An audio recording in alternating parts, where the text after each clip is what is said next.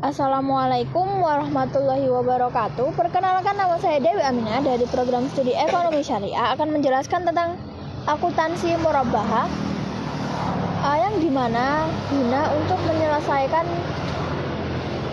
tugas semester pendek. Murabbahah adalah menjual barang dengan harga jual sebesar harga perolehan ditambah keuntungan yang disepakati, dan penjual harus mengungkapkan harga perolehan barang tersebut kepada pembeli. Murabbahah berdasarkan pesanan yaitu dapat bersifat mengikat atau tidak mengikat. Jadi dalam murabbahah pesanan mengikat, pembeli tidak dapat membatalkan pesanannya. Karena jika aset murabbahah yang telah dibeli oleh penjual dalam murabbahah pesanan mengikat mengalami penurunan nilai sebelum diserahkan kepada pembeli, maka penurunan nilai tersebut menjadi beban penjual dan akan mengurangi nilai akad. Selanjutnya, murabbahah tanpa pesanan. Dalam murabbahah tanpa pesanan, penjual melakukan pembelian barang tanpa memperhatikan ada pemesanan dari pembeli. Jadi seperti contoh TikTok afiliator, itu kan kita cuman mencantumkan tokonya saja. Jadi kita tidak perlu stok barang atau mempersiapkan barang. Yang selanjutnya, cara pembayaran murabbahah. Pembayaran murabbahah dapat dilakukan secara tunai atau tangguh. Pembayaran tangguh atau pembayaran yang dilakukan tidak pada saat barang diserahkan kepada pembeli, tetapi pembayaran dilakukan dalam bentuk angsuran atau sekaligus pada waktu tertentu. Jadi sistemnya itu nggak bisa COD, dia bisa dalam ShopeePay atau kredit, atau bisa secara cash melalui pembayaran ShopeePay atau payment yang lainnya. Akuntansi untuk penjual. Pada saat perolehan, aset murabbahah diakui sebagai persediaan sebesar biaya perolehan. Pengukuran aset murabbahah setelah memperoleh adalah sebagai berikut. Yang pertama, jika murabbahah pesanan mengikat dinilai sebesar biaya perolehan, dan jika terjadi penurunan nilai aset karena usang, rusak, atau kondisi lainnya sebelum diserahkan ke nasabah, penurunan nilai tersebut diakui sebagai beban dan pengurangan nilai aset. Yang kedua, jika murabbahah tanpa pesanan atau murabbahah pesanan tidak mengikat dinilai berdasarkan biaya perolehan atau nilai bersih yang dapat direalisasi mana yang lebih rendah, dan jika nilai bersih yang dapat direalisasikan lebih rendah dari biaya perolehan, maka selisihnya diakui sebagai kerugian. Yang selanjutnya, potongan pembelian atau diskon. Sekarang kebanyakan TikTok afiliator itu kan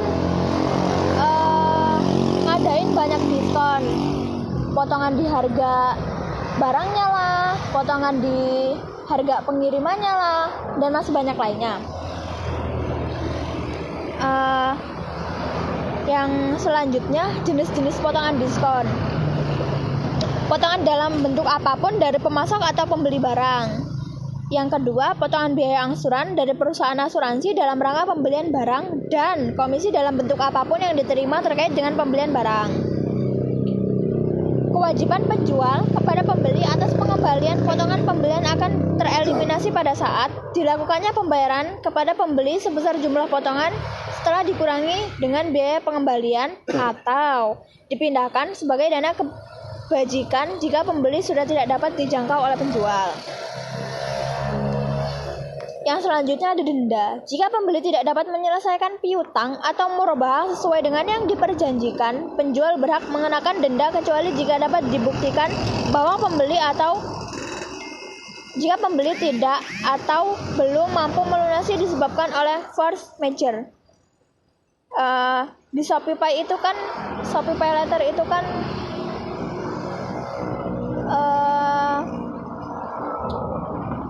jatuh tempo setiap tanggal 5 setiap bulannya.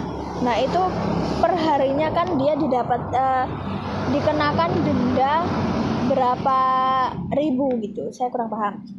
Denda tersebut didasarkan pada pendekatan takzir, yaitu untuk membuat pembeli lebih disiplin terhadap kewajibannya.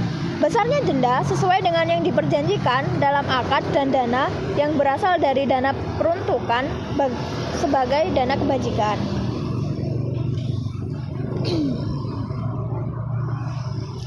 Potongan pelunasan. Potongan pelunasan piutang murabahah yang diberikan kepada pembeli yang melunasi tepat waktu atau lebih cepat dari waktu yang disepakati diakui dengan menggunakan salah satu metode sebagai berikut. Yang pertama, jika diberikan pada saat penyelesaian, maka penjual mengurangi piutang murabahah dan keuntungan murabahah.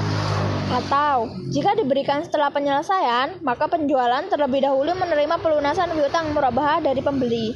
Kemudian penjual membayar potongan pelunasan kepada pembeli dengan mengurangi keuntungan murabahah. Potongan angsuran. Jika si pengkredit ini melunasi lebih awal, dia akan mendapat potongan lebih, nggak banyak tapi dikit.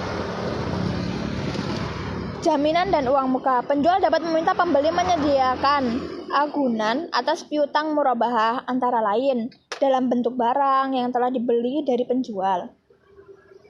Ini jika ke toko offline. Penjual dapat meminta uang muka kepada pembeli sebagai bukti komitmen pembeli sebelum akad disepakati. Itu jika di online.